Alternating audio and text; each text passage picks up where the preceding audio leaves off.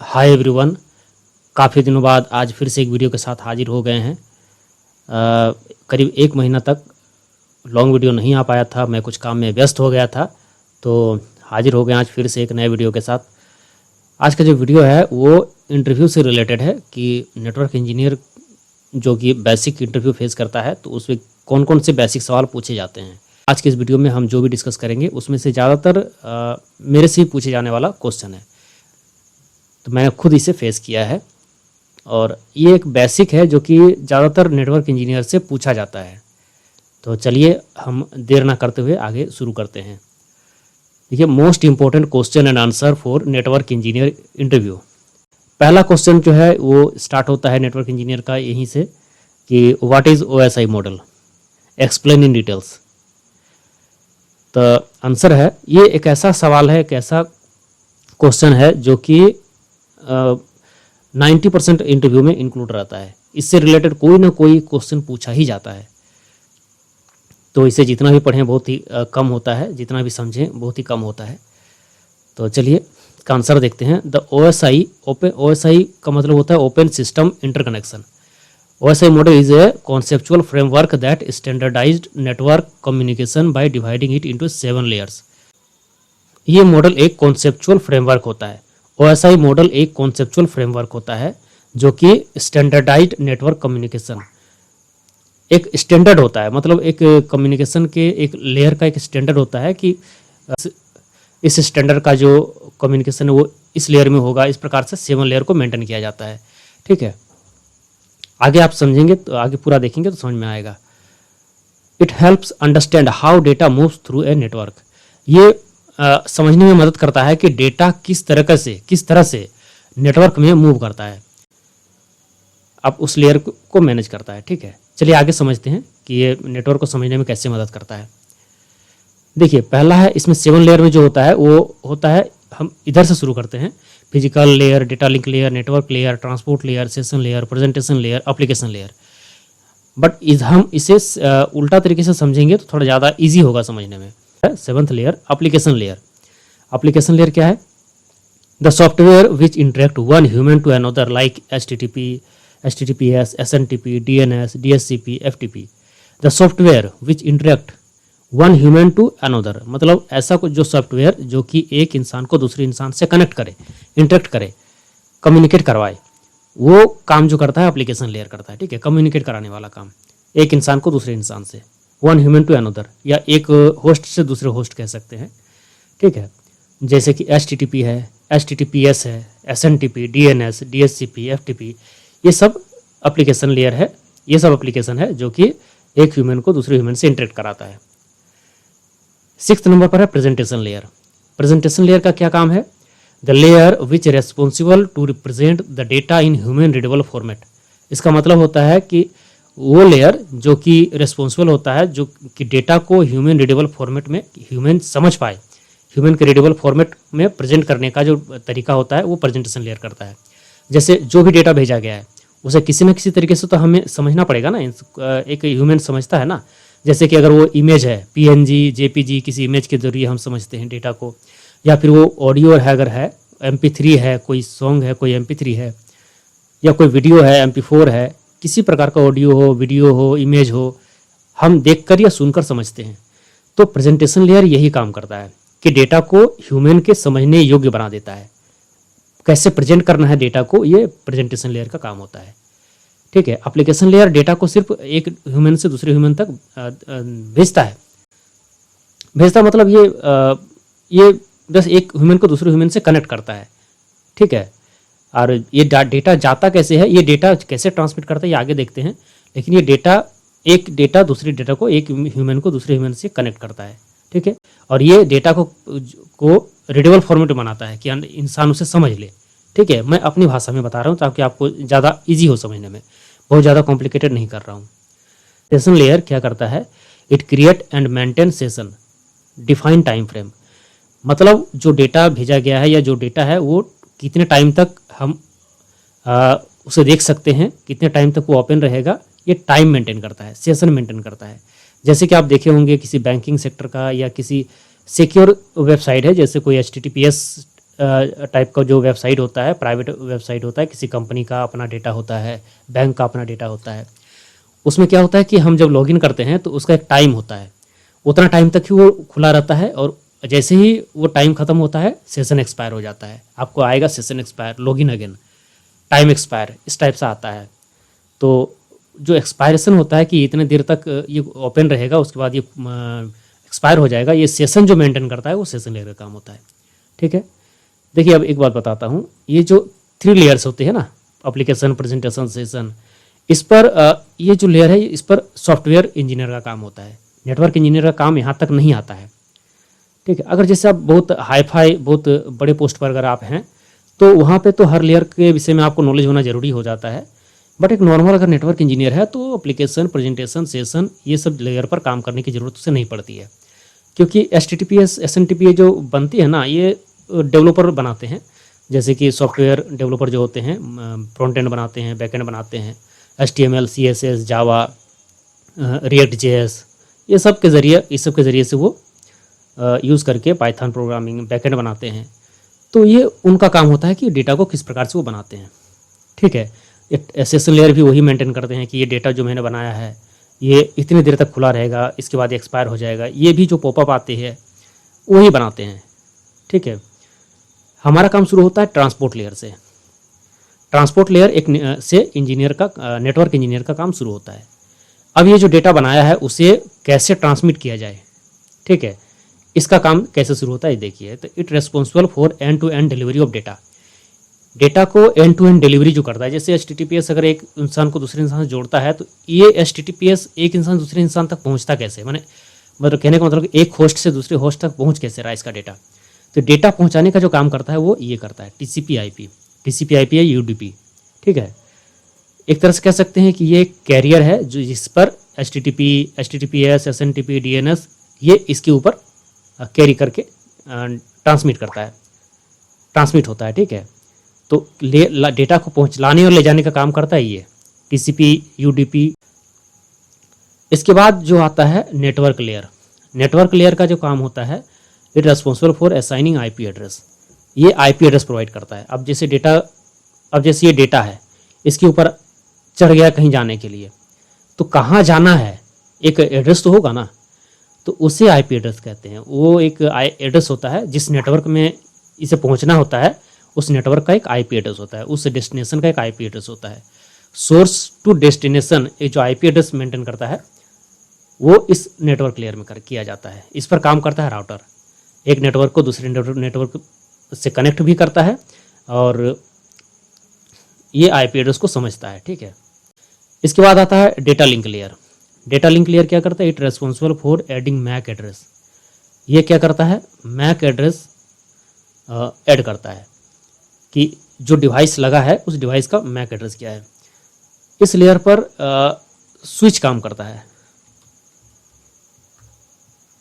L2 switch. ठीक है, इस लेयर पर L2 स्विच काम करता है। देखिए एक क्वेश्चन पूछा गया था मुझसे कि इन which layer have a sub layer, कौन सा लेयर का सब लेयर होता है। तो उस वक्त मुझे इसका आंसर पता नहीं था, तो जो इंटरव्यूअर थे उन्होंने ही मुझे बताया था कि डेटा लिंक लेयर जो है इसका सब लेयर होता है। डेटा लिंक लेयर का ही एक सब लेयर होता है। सब लेयर में क्या होता है, पहला होता है मैक और दूसरा होता है LLC। ठीक है, LLC क्या है, लॉजिकल लिंक कंट्रोल, इस पर बात करेंगे हम। और मैक क्या है, मीडिया एक्सेस कंट्रोल। तो डेटा लिंक लेयर का सब लेयर होता है, एक होता है मैक, एक होता है LLC। ठीक है, इसके बाद आता है फिजिकल लेयर। फिजिकल लेयर क्या है, सिग्नल सेंडिंग केबल कनेक्टर्स या सिग्नल सेंडिंग का काम करता है। ये जो डेटा एक जगह से दूसरी जगह ट्रांसमिट होता है वो तो सिग्नल के फॉर्म में होता है। तो सिग्नल को ट्रांसमिट कैसे किया जाता है, किसी केबल के ज़रिए, कनेक्टर होता है, मोडेम होता है, और भी जो होता है उसके ज़रिए हम उस सिग्नल को एक जगह से दूसरी जगह ट्रांसमिट करते हैं। तो इस लेयर पर ये फिजिकल लेयर का काम होता है। तो आशा करते हैं ये मैं अपनी लैंग्वेज में समझाने का प्रयास किया हूँ जो आपको हेल्पफुल होगा। इसके अलावा आप गूगल है, ChatGPT है, इन सब से भी इसके विषय में और भी डीप नॉलेज ले सकते हैं। ठीक है, अच्छा नेक्स्ट स्लाइड पे चलते हैं हम। तो ये है OSI मॉडल इंटरव्यू क्वेश्चन, जो क्वेश्चन पूछा गया है। ठीक है, पूछा जाता है क्या है, what is OSI model and why is it important.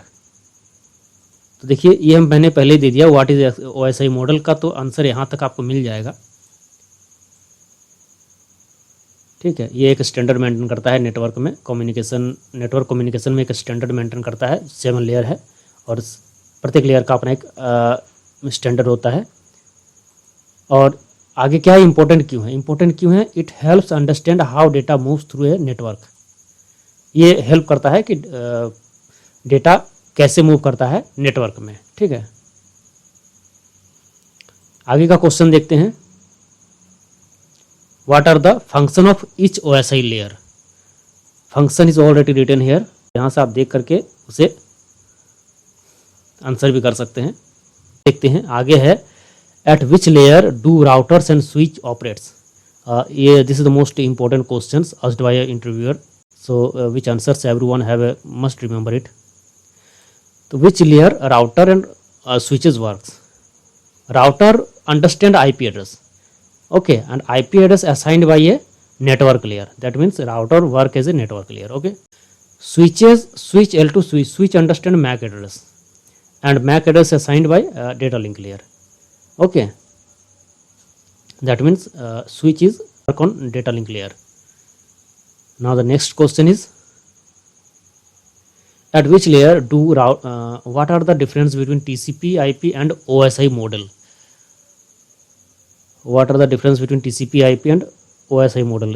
तो ये इंपॉर्टेंट है, बट अभी तक मुझसे ये इंटरव्यू में पूछा नहीं गया है TCP IP क्या होता है ये और OSI मॉडल में डिफरेंस। देखो ये अलग अलग पूछा गया है, OSI मॉडल क्या है, TCP IP ये क्या है, अलग अलग पूछा गया है, but what is the difference between them nobody asked me till now. ये एक इमेजिनरी लेयर है, 7 लेयर जो बनाया गया है ये एक इमेजिनरी है, it's not real layer. TCP IP have a real layer. ये जो रियल है ये इसका 5 लेयर होता है, 5 लेयर्स ऑफ TCP IP। किसी और वीडियो में हम बात करेंगे। Next video I think next video I will answer about this questions. So let's go the next slide. The most important question is here, difference between TCP and UDP। ये तो हर interview में पूछा गया है। I think 90% interviewer asked, in the 90% interview this question is asked by interviewer. ठीक है, TCP and UDP, difference between TCP and UDP। चलिए इसे भी थोड़ा डिटेल्स जानते हैं। TCP का मतलब होता है ट्रांसमिशन कंट्रोल प्रोटोकॉल, UDP का मतलब होता है यूज़र डेटाग्राम प्रोटोकॉल। ठीक है, इसका एग्जांपल होता है जैसे HTTP, HTTPS, SMTP, FTP, SMTP simple mail transfer protocol, FTP file transfer protocol, ये सब इस TCP में काम करता है। और UDP में कौन सा काम करता है, जैसे DHCP है, कोई न्यूज़ है, कोई लाइव स्ट्रीम है। जैसे मैं बताता हूँ, हम जैसे कोई डेटा भेजते हैं तो हम चाहते हैं कि हमारा 100% डेटा ट्रांसमिट हो जाए। ठीक है, 100% ट्रांसमिट हो जाए। कोई अगर सॉन्ग है, कोई वीडियो है, कोई ऑडियो है, तो जब तक 100% ट्रांसमिट ना हो वो डिस्कनेक्ट नहीं होता और और वर्क भी नहीं करता। अगर आप किसी सॉन्ग को किसी MP3 को अगर आधा भेजेंगे तो वो आधा नहीं प्ले नहीं हो पाएगा, वो जब तक फुल नहीं जाएगा। अगर कोई 8 MB का कोई इमेज है तो 4 MB ट्रांसमिट नहीं होगा, वो जब भी ट्रांसमिट होगा 8 MB ही होगा। तो कोई भी डेटा अगर ट्रांसमिट होता है TCP में तो वो 100% ही होता है। ठीक है, इसमें क्या होता है, ये 100, अच्छा आगे देखते हैं, उसका रिलेबल होता है, ये नॉट रिलेबल होता है, या फुल डेटा ट्रांसमिट करता है। हाँ यहाँ देखिए, ये फुल डेटा ट्रांसमिट करता है, TCP है, ये फुल डेटा ट्रांसमिट करता है। ये क्या होता है कि UDP में भी नॉट कन्फर्म है, फुल डेटा ट्रांसमिट नहीं भी हो सकता है, बट रियल टाइम मेंटेन करता है। इन दोनों में डिफरेंस ये है कि TCP रियल टाइम मेंटेन नहीं करता है। अगर कोई डेटा अभी भेज रहा है वो, तो आपके पास जब तक वो 100% ना पहुँचे तब तक वो ट्रांसमिट करता रहेगा, ट्राई करता रहेगा, भेजने का ट्राई करता रहेगा। और इसमें जितना भी टाइम लगे, चाहे जितना भी टाइम लग जाए, अगर वो 4 MB का डेटा है तो 4 MB का डेटा आपको भेजेगा ही कंप्लीट, फिर चाहे 2 मिनट लगे, 5 मिनट लगे, 10 मिनट लगे, आधा घंटा लगे, और कनेक्शन का डिस्कनेक्ट हो जाए तो फिर से ये कनेक्शन बनाकर उस डेटा को कंफर्म करेगा, फुल भेजेगा। आधा नहीं भेज कर छोड़ेगा। यूडीपी ऐसा नहीं है। यूडीपी अगर कोई डेटा अगर भेज रहा है, बीच में अगर कोई डिस्कनेक्ट हो गई तो वो डेटा गायब हो गया, आप सुन नहीं पाएंगे। आगे फिर जहाँ से कनेक्शन स्टेब्लिश्ड होगा, आगे का डेटा आपको वहाँ से मिलेगा। जैसे मान लेते हैं कि कोई लाइव स्ट्रीम चल रही है, कोई क्रिकेट चल रहा है, बीच में लाइन चली गई या बीच में किसी प्रकार का कनेक्शन एरर आ गया या किसी प्रकार सिग्नल डिस्कनेक्ट हो गया, तो ऐसा नहीं है कि जहाँ से डिस्कनेक्ट हुआ वहीं से लाइव स्ट्रीम आपको देखने मिलेगी, वो पार हो गया। अब जहाँ से कनेक्शन स्टेब्लिश्ड होगा तब तक आप देखेंगे कि वो आधा पिक्चर खत्म हो चुका है। जैसे कि अगर आप टेलीविज़न देखते हैं, टीवी में देखते हैं, तो टीवी में जो भी कोई न्यूज़ देख रहे हैं चैनल, तो जो भी न्यूज़ देखते देखते अगर बीच में किसी प्रकार का डिस्टर्बेंस हो गया, कनेक्शन चला गया, तो कनेक्शन डिस्कनेक्ट हो जाएगा। तो आप दोबारा जब आप कनेक्शन स्टेब्लिश्ड होगा तो आपको वो न्यूज़ नहीं मिलेगा, वो न्यूज़ पार हो चुका होगा, आगे आपको मिलेगा। तो मतलब ये कोई गारंटी नहीं लेता है कि आपको डेटा 100% मिलेगा या नहीं मिलेगा, बट ये गारंटी लेता है कि आपको रियल टाइम मेंटेन करेगा। ये कोई भी लाइव स्ट्रीम हो, जैसे अगर वीडियो कॉलिंग करते हैं आप, तो वीडियो कॉलिंग में अगर बीच में डिस्टर्बेंस आ गई, तो वीडियो कॉलिंग में जो डिस्टर्बेंस आ गई वो बात कट जाती है। दोबारा फिर से अगर वो रिपीट करे तो ही आप सुन पाएंगे, अगर रिपीट ना करे तो आगे का वो बात कट जाएगी और जहाँ से कनेक्शन फिर से आएगा आगे का बात आप सुन पाएंगे। और ये ज़रूरी भी है रियल टाइम मेंटेन करना। ये बहुत इसका भी यूज़ होता है। ये तो 100% यूज़ है ही, ये तो आपको हर जगह यूज़ मिलेगा ही। आगे देखते हैं। कनेक्शन ओरिएंटेड है ये, मतलब ये कनेक्शन अगर डिस्कनेक्ट हो जाए तो फिर से कनेक्शन स्टेब्लिश करेगा। ये कनेक्शन लेस है, ये कनेक्शन स्टेब्लिश नहीं करेगा। फिर कनेक्शन आए तो वो जहाँ से कनेक्शन बनेगी वहाँ से डेटा सेंड करेगा। ये 20 बाइट स्पेस लेता है, ये 8 बाइट लेता है। ये इट गिव्स एक्नॉलेजमेंट, मतलब ये एक्नॉलेजमेंट देता है। डेटा ट्रांसमिट होने के बाद आपको एक एक्नॉलेजमेंट आएगा कि हाँ डेटा डिलीवर्ड हो गया, जो डेटा इज डिलीवर्ड। ठीक है, आपको एक सेंड मैसेज आएगा कि हाँ डेटा सेंड हो चुका है। ये कोई भी डिलीवरी एक्नॉलेजमेंट नहीं देगा, किसी भी प्रकार का कोई गारंटी नहीं है कहाँ तक डेटा पहुँचा नहीं पहुँचा, किसी भी प्रकार का कोई एक्नॉलेजमेंट भी नहीं देता ये। तो ठीक है, मैंने अपनी भाषा में भी इसे समझाने का प्रयास किया है। अब हम आगे देखते हैं। आगे देखिए, IPv4 ओवरव्यू। ठीक है, अच्छा मैं देखता हूँ IPv4 में क्या है। Internet protocol version 4। IPv4 का मतलब होता है इंटरनेट प्रोटोकॉल वर्जन 4। ये सब बेसिक क्वेश्चन है जिसका आंसर आपको हमेशा याद रखना ही पड़ेगा। ठीक है, बेसिक नेटवर्किंग का क्वेश्चन ये है। इसमें कोई राउटिंग प्रोटोकॉल ऐड नहीं किया गया है, ये बेसिक नेटवर्किंग क्वेश्चन है, एकदम बेसिक। ये 32 बिट का होता है। It 32 bit addressing scheme use for networking. Address from format, address इस प्रकार से लिखा जाता है, 32 बिट का होता है। इस प्रकार से 8 बिट 192 168 1.1, इसका मतलब हो गया डॉटेड डेसिमल फॉर्मेट में लिखा जाता है। मतलब 8 बिट के बाद एक डॉट पड़ता है, फिर 8 बिट के बाद एक डॉट पड़ता है, फिर 8 बिट के बाद एक डॉट पड़ता है। इस प्रकार से 8 के फॉर्मेट में 4 भाग में लिखा जाता है। ठीक है, अब ये IPv4 जो होता है इसके क्लासेस होते हैं, 5 क्लास होता है। Class A, class B, class C, class D, class E।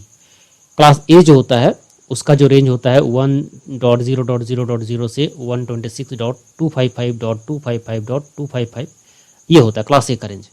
Class B का जो रेंज होता है 128.0.0.0 से 191.255.255.255 होता है। क्लास C का रेंज 192.0.0.0 से शुरू होता है 223.255.255.255 तक जाता है। ये तो रेंज हो गई। इसमें दोनों IP है, प्राइवेट IP और पब्लिक IP दोनों है। ठीक है, क्लास D का जो IP होता है मल्टीकास्ट में यूज़ होता है। इसके बाद होता है 223 से लेकर के 23 खत्म हुआ, 24 से लेकर 39 तक क्लास D होता है, 39 तक। ठीक है, ये मल्टीकास्ट में यूज़ होता है। और 240 से 255 तक एक्सपेरिमेंट में यूज़ होता है, ये एक्सपेरिमेंट में चलता है। देखिए एक स्टार मार्क में देकर इम्पोर्टेंट कर दिया हूँ। यहाँ एक IP एड्रेस होता है 126 में ये ख़त्म हो चुका है, बट ये 28 से शुरू हो रहा है, तो 127 कहाँ गया। तो ये 127 जो है ये एक स्पेशल IP होता है। ठीक है, जो कि it entire range is reserve for testing और लूप बैक। ये टेस्टिंग और लूप बैक के लिए रिजर्व रहता है 127.0.0.0। ये अक्सर पूछा जाता है कि कौन सा IP का रेंज है जो कि लूप बैक के लिए रिजर्व होता है। ये मेरे से पूछा गया था 127.0.0.0। ठीक है, प्राइवेट आईपी देखिए क्या होता है, जैसे क्लास ए में 1.0.0 से 126.255.255.255 ये है क्लास ए का। इसमें जो ये रेंज है 10.0.0.0 यहाँ से 10.255.255.255 ये होता है प्राइवेट आईपी। बाकी जो बचा वो पब्लिक आईपी है, ठीक है। जैसे 1 है यहाँ पे 1 2 पूरा पब्लिक है, 3 4 5 6 7 8 9 ये पूरा पब्लिक है। 10 जो शुरू होगा वो 10.0.0.0 से लेकर इस रेंज तक क्लास ए है, ये प्राइवेट आईपी है। क्लास बी में 128 है, इसी प्रकार से वो 127.16.0.0 से 127.31.255.255 ये प्राइवेट आईपी है। प्राइवेट आईपी बता रहा हूँ मैं क्या होता है। क्लास सी जो होता है 192.168.0.0 से 192.168.255.255 ये होता है क्लास सी का आईपी, ठीक है, जो कि प्राइवेट आईपी होता है। प्राइवेट आईपी का मतलब वो होता है कि ये फ्री होता है, इसे कोई भी कंपनी अपनी इंटरनल यूज़ के लिए इंटरनल यूज़ कर सकते हैं, तो ये पूरा फ्री होता है, कोई कॉस्ट नहीं होता है। पब्लिक आईपी जो होता है उसे खरीदना पड़ता है, एपनिक से या आईना से उसे खरीदना पड़ता है, उसका कॉस्ट होता है, चार्ज होता है। तो ज़्यादातर जो इंटरनल डिवाइस लगा होता है कंपनी का इंटरनल, वो सारा का सारा सिस्टम प्राइवेट आईपी से चलता है, और कोई एक वो सर्विस प्रोवाइडर के द्वारा कोई एक आईपी पब्लिक आईपी वो खरीद लेता है, ठीक है, जो कि नेट के ज़रिए होता है। दोनों में डिफरेंस ये है प्राइवेट आईपी पब्लिक आईपी में, प्राइवेट आईपी से आप इंटरनेट नहीं चला सकते हैं, पब्लिक आईपी से ही आपको इंटरनेट चलाना होगा।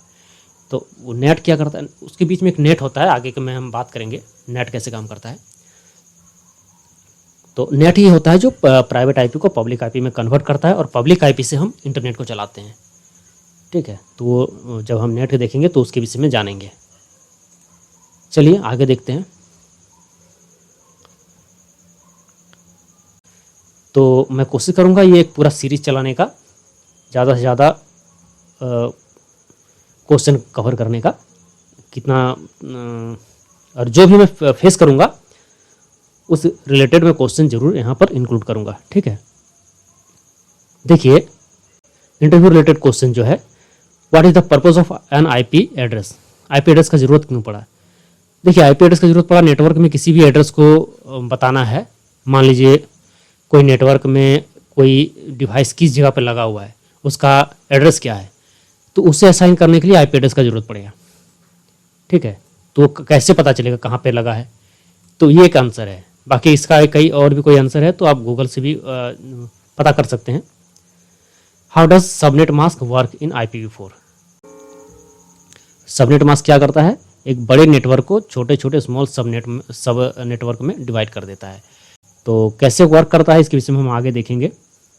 और अगर आपको इससे रिलेटेड और भी डिटेल्स में वीडियो देखना है तो मेरा एक प्लेलिस्ट बना हुआ है, आप प्लेलिस्ट में जाइए, प्लेलिस्ट में आपको मिल जाएगा। हाँ, मैंने इससे बहुत डिटेल से समझाया है, ठीक है, वो वीडियो आप देख सकते हैं। आगे है what is the difference between private IP and public IP. ये मैंने भी बताया आपको कि प्राइवेट आईपी फ्री होता है, उसे खरीदना नहीं पड़ता है, पब्लिक आईपी को खरीदना पड़ता है एपनिक से या आईना से। प्राइवेट आईपी से हम कभी भी इंटरनेट नहीं चला सकते हैं, पब्लिक आईपी से हम इंटरनेट चला सकते हैं। प्राइवेट आईपी के लिए इंटरनली यूज़ करता है and public IP use openly. इस डिफरेंट कंपनी का प्राइवेट आईपी सेम हो सकता है, जैसे 192.168.1.1 अगर हम यूज़ कर रहे हैं हमारा कंपनी में, तो आप अपनी कंपनी में भी यूज़ कर सकते हैं, कोई अपनी कंपनी में भी यूज़ कर सकता है। लेकिन अगर ऐसा कोई आईपी है कि 8.8.8.8 अगर मान लेते हैं एक ऐसा आईपी है, तो ये केवल गूगल यूज़ करता है, कोई दुनिया में दूसरा यूज़ नहीं कर सकता है, ठीक है। चलिए आगे देखते हैं what are the limitation of IPv4।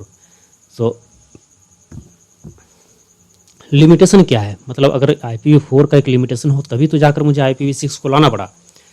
Limitation is that कि अगर 2^32 हम तो ऐसे ही निकालते ना आईपी को कि 2^32 देते हैं, 32 बिट का होता है, तो हम कितना आईपी ये बन सकता है, 2^32 आईपी बनेगा, approximate 4.3 billion unique IP address बनेगा। बट ये भी कम हो गया, है, ठीक है। ये भी इतना सारा डिवाइस को IPv4 मिला हुआ है कि ये कम हो चुका है, करीब करीब खत्म होने पर गया है। And not built in encryption, ये इंक्रिप्शन भी नहीं देता है, कोई सिक्योर डेटा, ये बहुत ज़्यादा सिक्योर भी नहीं है और इंक्रिप्शन भी नहीं देता है आईपी को। हम अलग तरीके से सिक्योर करते हैं, अलग बात है, but can be spoofing attacks. Spoofing attacks बहुत इजीली हो सकता है, मतलब अगर हैकर चाहे तो इसे आसानी से हैक भी कर सकता है। अब देखिए बहुत आसानी से नहीं, करने वाला तो बहुत सारे तरीके से हैक कर ही लेते हैं, बट ये IPv6 के कंपेरेबल में बहुत इजीली हैक हो जाता है। ठीक है, तो IPv6 128 बिट का होता है और अपने आप में एक बहुत ही कॉम्प्लिकेटेड और इनक्रिप्टेड डेटा बनाता है वो, मतलब इस प्रकार का हो जाता है कि उसे डिकोड करना बहुत कठिन हो जाता है, पहला बात है। दूसरा है कि ये इतना सारा होता है, इतना सारा होता है कि हम पूरे धरती पर जितने भी वस्तुएं हैं सबको अगर IP एड्रेस दे दें तब भी ये ख़त्म नहीं होगा, इतना ज़्यादा है। जैसे जियो कंपनी तो IPv6 से यूज़ करना शुरू कर दिया है, बहुत सारे कंपनी को अभी मिला भी नहीं है, तो जियो तो यूज़ करना शुरू कर दिया। एक्चुअली क्या हुआ कि इंडिया में क्लासिक IP एड्रेस मिला हुआ था ज़्यादातर, तो क्लासिक IP एड्रेस ज़्यादा था नहीं, जिसके कारण से हम लोग का जो एशिया में ज़्यादातर IPv6 यूज़ होना शुरू हो गया है। बाकी अमेरिका वगैरह में तो IPv4 अभी भी बहुत सारा चल रहा है। तो ठीक है, जो भी हो, हम बहुत ज़्यादा हिस्ट्री को तो नहीं जान पाए हैं। आप अगर गूगल करेंगे तो शायद मुझसे बेहतर जान लें। चलिए आगे देखते हैं। IPv6 इसका एक ओवरव्यू है कि IPv6 128 बिट का होता है। ठीक है, IPv4 को रिप्लेस कर दिया ये, उसका एड्रेस का फॉर्मेट इस प्रकार का होता है। ये 8 पार्ट में डिवाइड है, 8, और प्रत्येक पार्ट 16 बिट का होता है। इस पर भी मैंने बहुत विस्तार से वीडियो बनाया है, चैनल पर ऑलरेडी अवेलेबल है, आप देख सकते हैं कि IPv4 IPv6 कैसे लिखा जाता है, इसको कैसे यूज़ किया जाता है, तो आप उस वीडियो को देख सकते हैं। एडवांटेज क्या है, देखिए लार्ज एड्रेस स्पेस होता है, तो बहुत ज़्यादा एड्रेस बनता है इसमें, बता चुका हूँ मैं। इम्प्रूव्ड सिक्योरिटी तो बहुत ज़्यादा इसमें बना ही रहता है। बेटर राउटिंग इफिशिएंसी, बहुत ज़्यादा राउटिंग का इफिशिएंसी बहुत ज़्यादा होता है इसका। ठीक है, आगे देखते हैं।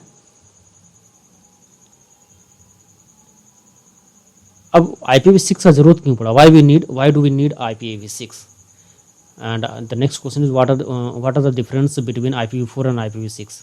32 बिट का है, ये 128 बिट का होता है, वो 4 पार्ट में होता है, ये 8 पार्ट में होता है। इसके प्रत्येक पार्ट 8 बिट का होता है, इसके प्रत्येक पार्ट जो है 16 बिट का होता है। और कई सारे एग्जाम्पल है, कई सारे है, तो मोस्ट है कि इस क्वेश्चन को आप देकर कई सारे आंसर ले सकते हैं। ठीक है, और भी डिटेल से डीप डाइव करना हो तो आपके लिए ChatGPT है, गूगल से। आगे देखते हैं, explain IPv6 address types, unicast, multicast and Anycast. Actually IPv6 के ऊपर मैंने ऑलरेडी वीडियो बना दिया है। ठीक है, तो वहाँ पर मैंने यूनिकास्ट, मल्टीकास्ट, एनीकास्ट के विषय में बहुत अच्छा से बताया है। तो IP के ऊपर कोई भी वीडियो अगर देखना हो, IPv4 हो, IPv6 हो, तो चैनल पर ऑलरेडी अवेलेबल है। अच्छा, आगे का स्लाइड क्या है, सबनेट मास्क। देखिए उस जगह पर सबनेट मास्क मैंने ऐड नहीं किया था, यहाँ सबनेट मास्क ऐड आ गया है। तो चलिए थोड़ा सा हम जान ही लेते हैं। Subnet mask divide a large network into smaller सब नेटवर्क्स। एक लार्ज नेटवर्क को स्मॉलर सबनेट में डिवाइड करता है। ठीक है, सबनेट मास्क जो है देखिए 255.255.255.0 मतलब 32 बिट का ये होता है। ऐसो इस प्रकार से लिखा जाता है। जैसे /24 है, /26, इसे CIDR नोटेशन कहते हैं। इसके ऊपर हम और भी ज़्यादा अच्छे से जानेंगे एक बार। यहाँ छोटे छोटे कई सारे टॉपिक मिल गए हैं जिसके ऊपर मुझे अलग से फिर से वीडियो बनाना पड़ेगा। तो CIDR नोटेशन के हिसाब से /24, /26, 24 का मतलब है कि ये 3 पार्ट जो है नेटवर्क का है। 24 पार्ट मतलब एक पार्ट 8 बिट का होता है। 24 मतलब /24 मतलब 24 बिट।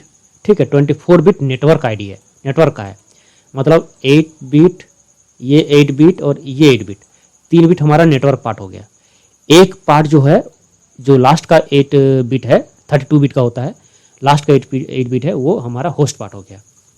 2 पार्ट होता है। सबनेट मास्क क्या करता है, IP को 2 भागों में डिवाइड करता है। एक होता है नेटवर्क पार्ट, एक होता है होस्ट पार्ट। नेटवर्क अगर /24 है मतलब नेटवर्क पार्ट 24 है, नेटवर्क ये 26 है, इसका मतलब नेटवर्क पार्ट 26 है। तो अगर नेटवर्क पार्ट 26 है तो होस्ट पार्ट कितना हो गया, तो 32 से माइनस करेंगे 26 को। इसका कैलकुलेशन मैंने ऑलरेडी बता चुका हूँ एक वीडियो में, मैं थोड़ा रिवीजन करवा देता हूँ कि 20, देखिए आप एवरोली भी कर सकते हैं। टोटल 32 बिट का होता है। ठीक है, तो 26 अगर नेटवर्क है तो होस्ट कितना हो गया, तो 32 से माइनस करेंगे तो 4 और 2 6, 6 बिट आ गया। 6 को क्या करेंगे, 2 टू द पावर 6 करेंगे। 2 टू द पावर 6 का मतलब ये हो गया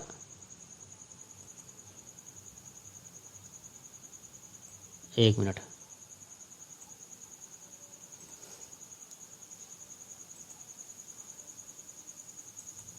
ये 2 टू द पावर 6, ठीक है। जो भी बचेगा वो 2 टू द पावर 6, 2 पे पावर कर देंगे तो 2 टू द पावर 6, इसका मतलब हो गया ये कितना हो गया 64, ही ना। 2 टू द पावर 6 मतलब 64, 5 मतलब 32 होता है, ठीक है।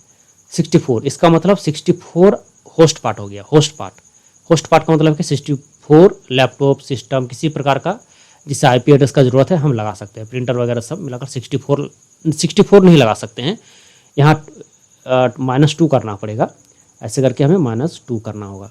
-2 का मतलब 64 से -2 करेंगे तो हमारा कितना बचता है 62। तो 62 आईपी एड्रेस यहाँ से निकलेगा 26 से। तो 62 आईपी एड्रेस का मतलब है कि हम किसी भी डिवाइस को हम 62 डिवाइस से यहाँ लगा सकते हैं, ठीक है, यूज़ कर सकते हैं। तो ये मैं जस्ट क्विक रिवीजन करवा दिया हूँ।